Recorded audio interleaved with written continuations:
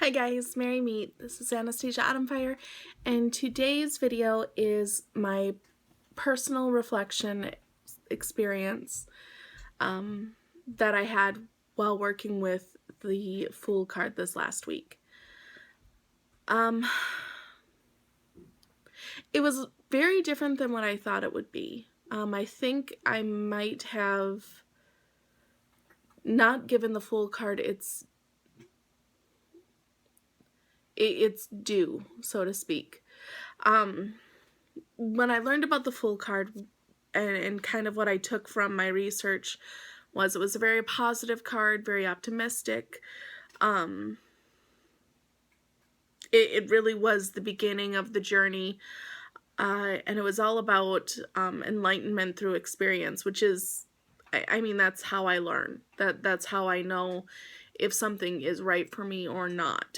If I can experience something, that's how I'm going to learn and grow. If someone just tells me this is how it is, that's not going to help me. I need to actually experience it for myself. So I think when I researched the card and just even kind of looking at the picture, I just kind of felt it was this lighthearted card that was, I don't want to say superficial because that's not right. It was very meaningful and very important, but it seemed like a lot of fun, a lot of excitement.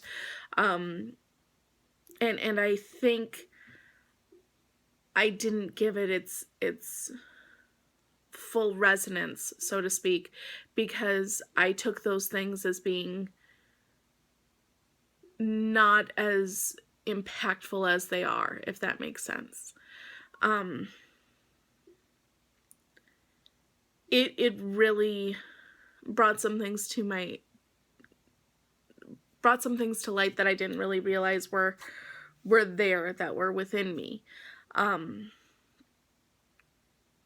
I really had a great experience this last week, and with this card and with the crystal of tourmaline too. I think a lot of the things that I experienced were because of that pairing. I know when I looked at the card with the crystal tarot, they have a black dog with the Fool's picture, and it kind of, I said it looked like, for me, it kind of felt like it balanced it.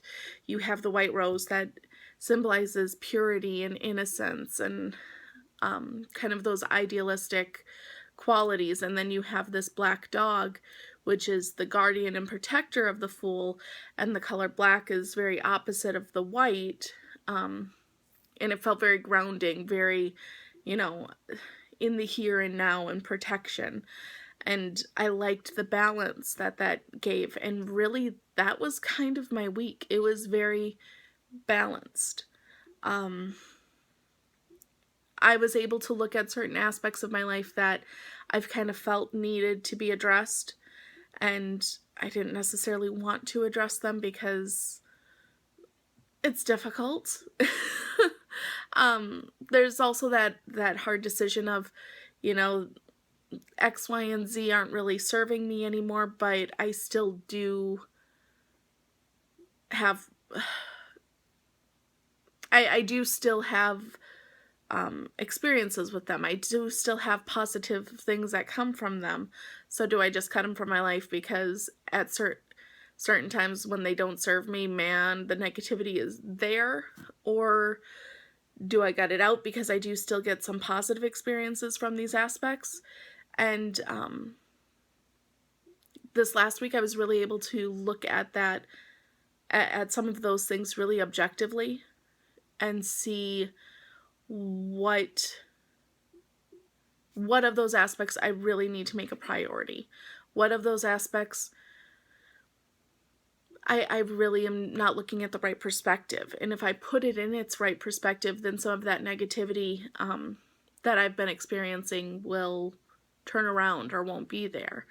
I'm sorry if this is a little hard to follow. I'm trying to keep it as kind of generic as possible. It really was something I've always struggled with, is when it comes down to looking objectively at something, I struggle with that. I tend to get very emotional about things. I tend to go off of emotion for a lot of decisions that I make, and um, lessons that I take on. Um, I approach them from that realm. And this week I was able to, I still had the emotion attached. I still had that side there, but I was able to say, okay, I do associate this emotion with this issue or with this aspect, but I need to look at this in a different light and see if this is really something that I need to address, or if I'm just being, weird about it and I need to just breathe. And I was able to do that. And I really related this back to the Fool, because it's all about taking these lessons and really learning them, really understanding them, really taking the experience for all that it has to offer. And pairing that card with the tourmaline for its grounding nature, for its protective nature, I think really helped me separate emotion from the reality of the situation. I think a lot of times when I associate an emotion with something, that becomes the reality, when really no, it's just, I like chocolate. That's great. But if I want to work on my weight or something, I need to understand that although, yes, I do like chocolate and it gives me comfort and it gives me some form of warm and fuzzy feeling, I need to somehow find something a bit more positive to give me that warm and fuzzy feeling, because I need to work on my weight. That's an example. That's actually not one of the aspects that I'm working on. I probably should be, but I was just trying to come up with an example. So that's one way that the Fool really showed me something about its nature, that although, yes, it is positive, yes, it is about optimism, yes, it is kind of more of a, I don't want to say light card, but perhaps lighthearted. It can certainly be a lighthearted card, but just because it has that doesn't mean that there aren't some real complex lessons you can learn while working with it, if that makes sense. The other thing I really learned from this card this week, it was a lesson about innocence. Innocence is definitely a word that is used to describe this card. And for me, the true picture of innocence is a child. A child can look at something with their eyes and, that there is nothing but honesty when it comes to a kid. They will say exactly what they think. They will state exactly how they feel. They don't care about what you may think or say because they don't quite get it. So I think by approaching things with the eyes of a child, so to speak, as cliche as that sounds, you can really get to the heart of the issue. You can really see things as they are. Because it's all about honesty. It's all about truth. And that's kind of another aspect I found to this card is it's very much about the truth of the situation. It's very much about, this is kind of how it is. And I do bring that back to kind of that purity and innocence of the card. The way that it affected me the most, again, I think with looking at something as childlike, you kind of feel this lighthearted, frivolous, wow, I can't talk, but kind of that nonchalant, no care in the world type of feeling, and that wasn't what it was. For me, it took on the childlike aspect as I needed to understand everything. One of the most frustrating things about having a kid is the question why. Uh, my little girl hasn't quite gotten into the why stage, but she does talk, talk, talk, talk, talk, talk, talk, talk, talk all the time. The other day I went to Michael's with my witchy sister in arms, and I want frozen candy, Mom. Mom, I want frozen candy. Mom, I want frozen candy. Can I get frozen candy, Mom? 50 million different ways of asking if she could have frozen candy, and every time my answer was the same. But it's that it's that just it's something that you can't really put into words. It's this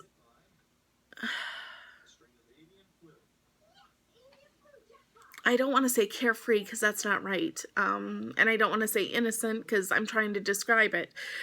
It's just this way that children have about them where, they don't take into consideration. I've already asked this question about 5 other times. Mom's probably getting irritated with me. It's this, I need you to understand how important this is to me, Mom. I want frozen candy. This is a big deal. This is huge. And they don't have any other way to make themselves known except to constantly say the same thing over and over and over. And they want you to understand how important it is for them. So while we hear them and think, oh my gosh, you are annoying, you need to stop it, it's all about understanding. They want you to understand what is or is not a priority for them. When they do get a bit older and it's, hey, you gotta go to bed. Why? Because you need your sleep to grow big and strong. Why? Because you want to be a big girl, don't you? Why? It just, that why thing keeps coming and coming and coming, and there's never an answer. It never ends. But that was what I found myself doing.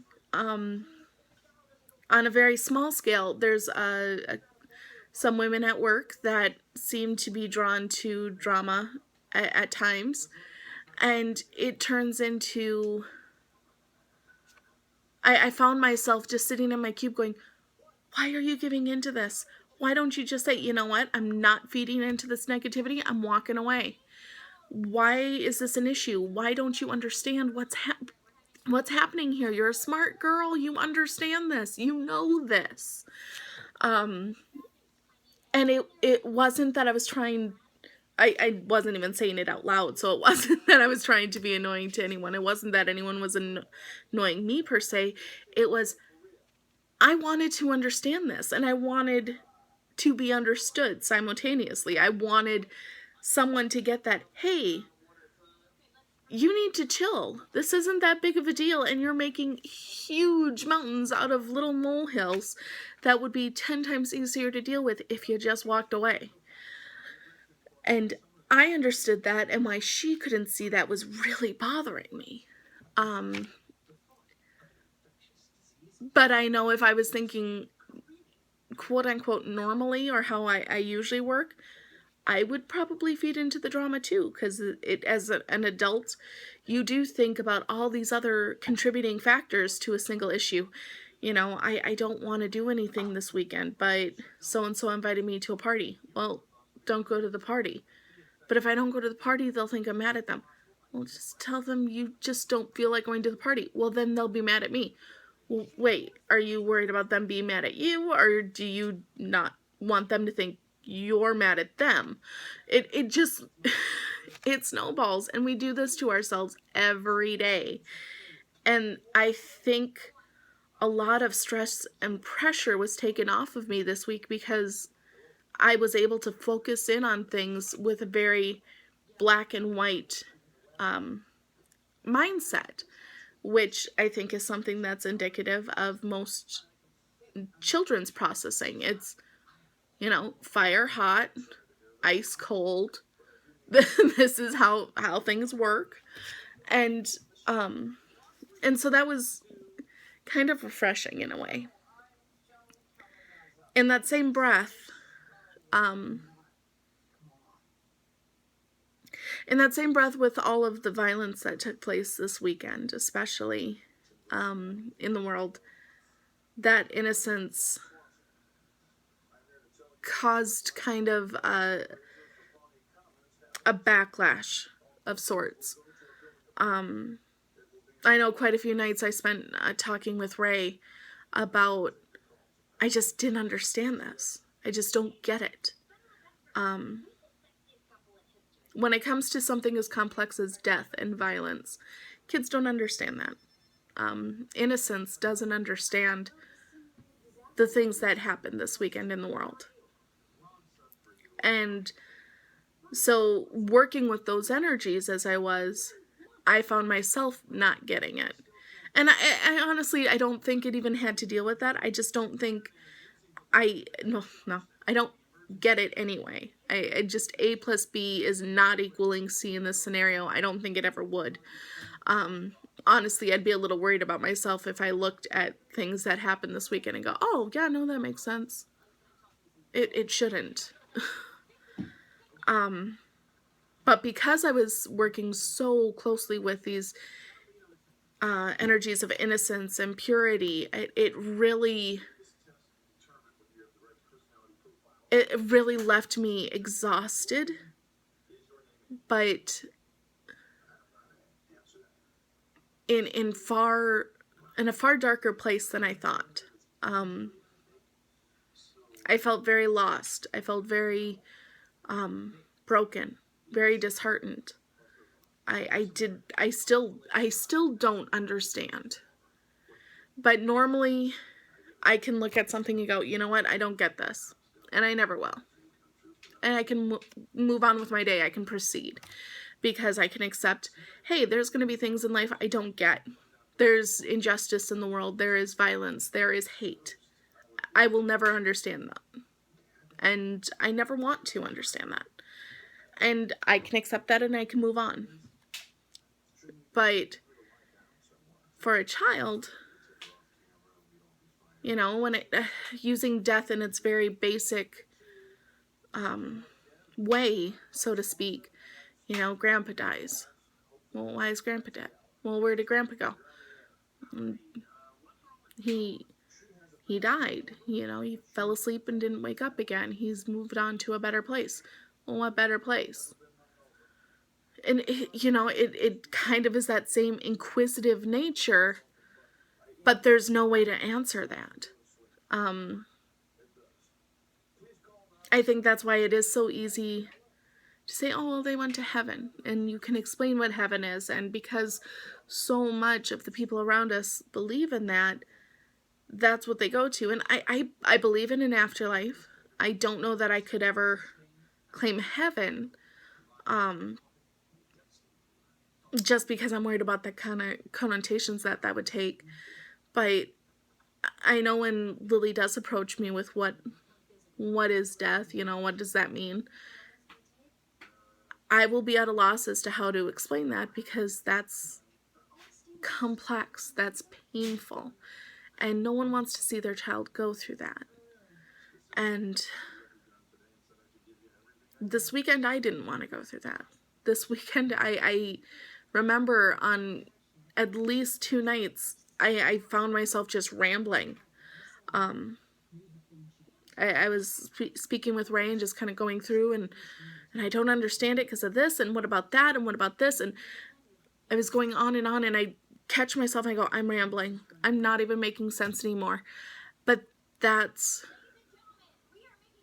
what I found myself doing, because I wanted to talk my way through it. Usually if I'm struggling with something, I can talk my way through it. I can, okay, this doesn't make sense to me. Why doesn't this make sense to me? Well, because this should be equaling this, and instead of equaling this, it's equaling that, and if it's equaling that, how is that going to affect this? And because I really need it to go over here, and really it's over there.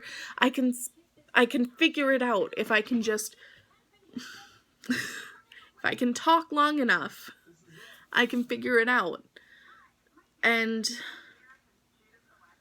like I said, normally I can look at something like what happened this weekend and go, I'm never going to understand it. I can move on. It's just never going to make sense to me. I need to just proceed with my life. But because I was working with those energies, I kept wanting to understand it. I kept wanting to get it. I couldn't move on to the next experience because I hadn't fully learned this lesson yet.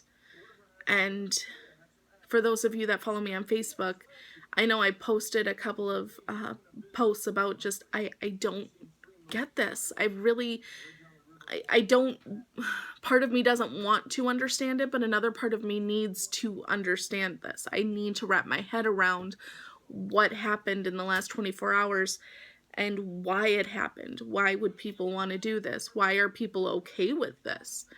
And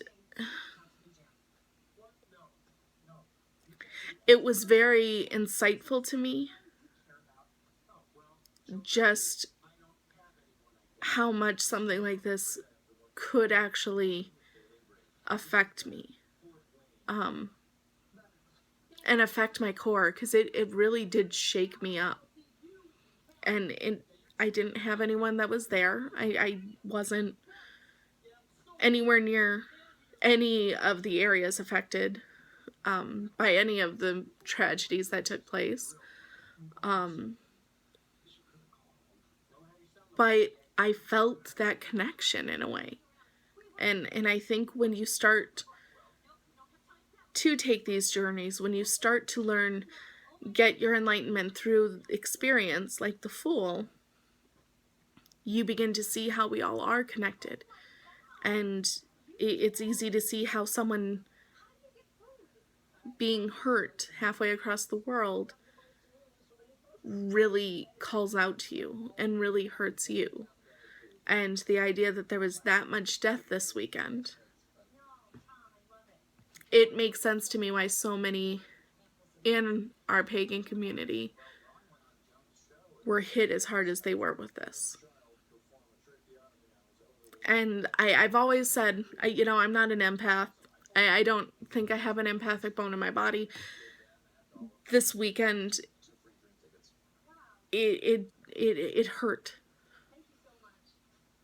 And I've never felt that before, and I didn't really know what to do with that. And I tried processing it, but it really didn't work. And I've never experienced that before. And I think it may have to do with just the energies that I was working with and where I kind of was living and what I was getting and from everything and kind of looking into, if that makes sense. So, quick review after my yammering. The Fool card for me, although it was very optimistic, it was very positive and very refreshing. It had a great balance to it. It did have this grounding force to it. It did have this seeker quality, which I don't see as lighthearted. I see it very determined. I see it very focused. I do see it looking for the beauty in things and looking for the youthfulness in everything. But it is still very concise with where it's going and what it wants to do. Honesty was very much in the forefront. Having to communicate with people and being honest with how you viewed things was very much a thing. And lastly, looking at things through the eyes of the child can be very, very meaningful and very enlightening, as well as very painful. And I think that was something that surprised me, was although very, very much about innocence, very much about light, very much kind of a maiden card if you work with female energies more so than male, very much about maiden energy. You still have pain, you still have hurt, you still have all of this possibility for negativity. to come crashing in around you, because it's the world. It's not anything you can control. While the card itself is kind of this beacon of, you know, your first step into this journey, kind of this lantern leading you through, you still have to deal with the negative. You still have to find your way through the pain. And it's about taking that journey. It's about experiencing that. Not so much about making everything nice and pretty. It's about finding your enlightenment through experience. And that doesn't mean all warm and fuzzy. In fact, a lot of the experiences that you gain the most enlightenment from are those that hurt the most. So that was my experience with working with the Fool card last week. This week I am working with the Magician, and I'm going to have that video up very soon. I hope you liked this. Please like, subscribe. If you yourself are one of these amazing people with tarot, or even have an inkling's worth of knowledge, which will be more than me, and you have a story about working with the Fool, or energies you've found, or your take on it, please, by all means, comment. Let me know. I would just worked with it for a week, so I would love to know more, and I'll find out more, because that's just how I work. But I'd like to hear your experience. That's the thing about our personal experiences. As much as this may resonate with me, you might have heard every word I just said and be like, that makes no sense. That's not at all what I found with it. So let's learn from each other. So yeah, I will end that here. Thank you so much for watching. Have a great night, guys. Blessed be.